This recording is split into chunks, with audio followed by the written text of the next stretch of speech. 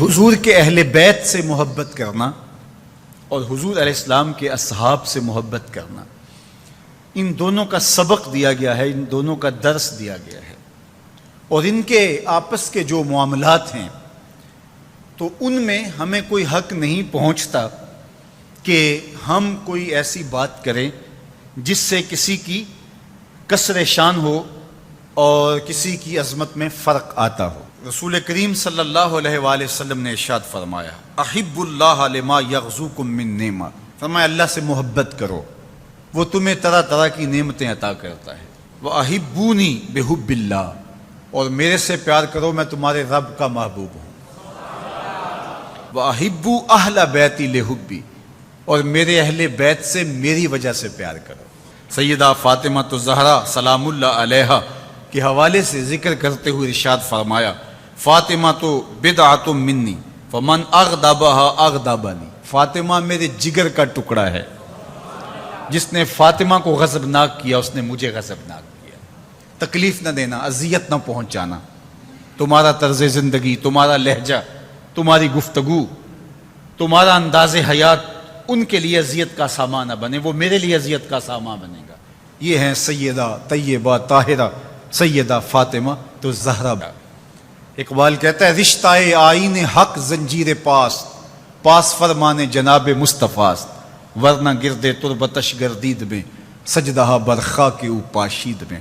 فاطمہ جو کام تو نے کر دکھایا ہے، اگر شریعت کی زنجیریں میرے پاؤں میں نہ ہوتی اور تیرے بابا کا حکم کہ اللہ کے علاوہ کسی اور کو سجدہ جائز نہیں، یہ مجھے ملحوظ نہ ہوتا تو میں کعبے کا طواف کرنے کی بجائے تیری قبر کا طواف کرتا، اور کعبے کی طرف سجدہ کرنے کی بجائے تیری قبر کی طرف رخ کر کے سجدہ کرتا، اس لیے کہ جو کام تو نے کر دکھایا ہے وہ تو نے ہی کر دکھایا ہے۔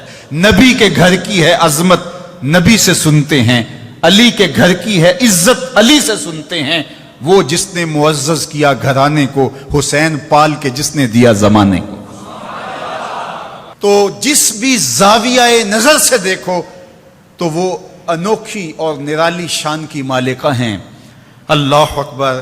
حضرت ابو درداء رضی اللہ تعالیٰ عنہ فرماتے ہیں، کنت جالسا عند النبی صلی اللہ علیہ وآلہ وسلم، ہم حضور کی خدمت میں بیٹھے ہوئے تھے، ابو بکر رضی اللہ تعالیٰ عنہ یوں تشریف لائے کہ انہوں نے اپنی چادر کو ایک سمت سے پکڑا ہوا تھا۔ اب جب یہ آ رہے تھے تو حضور نے ارشاد فرمایا، یہ کسی سے بحث کر کے الجھ کے اس کا کوئی مسئلہ ہو گیا، یہ آ رہا ہے۔ تو کہا حضور میرا معاملہ یہ ہوا کہ حضرت عمر سے میری شکر رنجی ہو گئی اور میرے سے کوئی ایسی بات نکل گئی زبان سے کہ میں نے بعد میں سوچا کہ نہیں کہنی چاہیے تھی، میں نے معذرت کی لیکن انہوں نے میری معذرت قبول نہیں کی، تو میں وہاں سے اٹھا اور آپ کے پاس آ گیا۔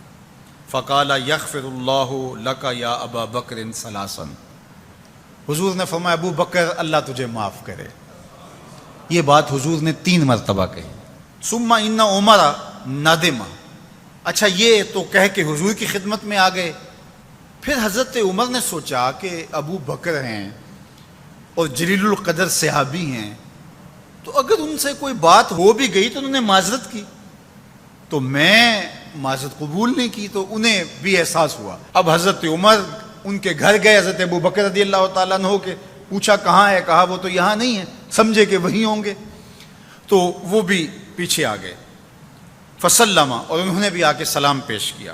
حضور کے چہرے پہ جلال تھا۔ حضرت ابو بکر رضی اللہ تعالیٰ عنہ پریشان ہو گئے کہ حضرت عمر رضی اللہ تعالیٰ عنہ پہ کوئی عذاب نازل نہ ہو جائے، تو ان کے دل میں نرمی پیدا ہوئی۔ انہوں نے خود اپنی پنڈلیاں بچھا کے گھٹنوں کے بل کھڑے ہو کر کے ہاتھ جوڑ کے بندہ نواز کی بارگاہ میں عرض کیا، حضور میں نے ہی ان سے کچھ کہا تھا۔ تو 2 مرتبہ حضور کی خدمت میں انہوں نے عرض کی۔ حضور صحابہ سے مخاطب ہوئے، ان میں حضرت عمر بھی تھے۔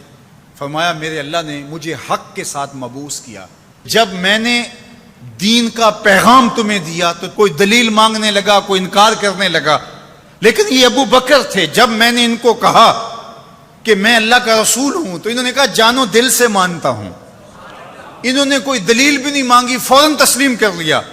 پھر حضور نے فرمایا اس سے اگر کچھ ہو بھی جائے، کوئی سخت جملہ نکل بھی جائے، تو تم میری وجہ سے اسے چھوڑ نہیں سکتے، اس لیے کہ ابو بکر وہ ہیں کہ جب کسی نے نہیں مانا تھا اس نے اس وقت مجھے مانا تھا۔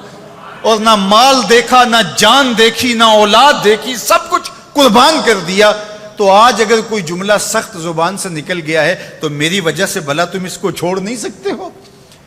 تو میرے اور آپ کے آقا و مولا نے اہل بیت کے بارے میں بھی کہا کہ میری وجہ سے ان سے محبت کرو، اور اصحاب رسول کے حوالے سے بھی کہا کہ میری وجہ سے ان کے معاملوں سے صرف نظر کرو۔ تو صاحب کبھی بھی اپنے آپ کو ان ذوات اور ان ہستیوں کے مابین ہونے والے مشاجرات میں منصف بنا کر کے ترازو گاڑ کے نہ بیٹھ جانا، بلکہ دونوں کی عظمتوں کو سلام کرنا۔ ہم کہیں گے صحابہ آپ کو بھی ہمارا سلام، اہل بیت آپ کو بھی ہمارا سلام۔